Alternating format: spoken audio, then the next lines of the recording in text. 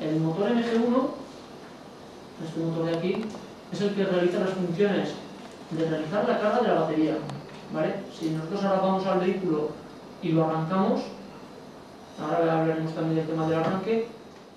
La soldadura semiautomática, la llamo semiautomática precisamente por eso, porque prácticamente se suelda sola.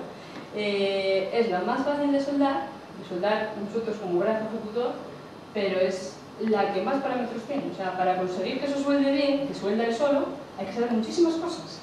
El TIG le ocurre lo contrario. Se necesita un alto nivel de cualificación del soldador y, sin embargo, no se necesitan otros parámetros. O sea, si controla primero... Si el pegamento toca en la luna, ya está. Por más que apretes, no vaya a pegar ni yo. Lo que consigue una vez, lo suele comprar. Si queda muy pegado a chapa, si queda apretada, queda pegado a chapa, puede romper antes. La obligación da carrocería, cuando son de carrocería, si non intenta armarse o pegamento é unha unión elástica.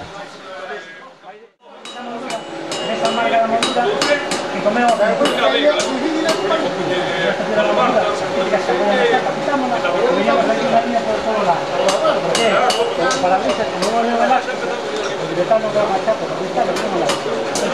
En la que no se ve, sí que se mueve. Entonces, cuando quitas esa moldura, esa marca, porque la goma estuvo moviéndose ahí, comeo a principio.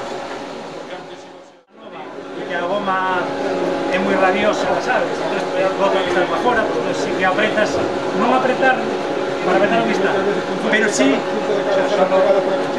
o cierto que hacer é para que non se vaya, pero de apretar é un parabrisas.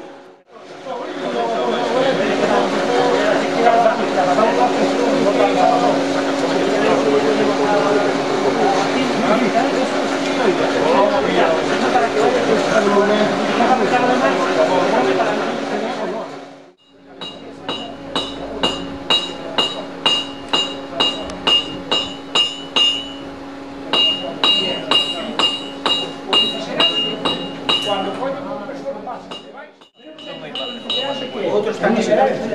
Sí, sí, esa es una captura. Esa es una captura de esa recalentamiento. Una captura de imagen. Una grabación.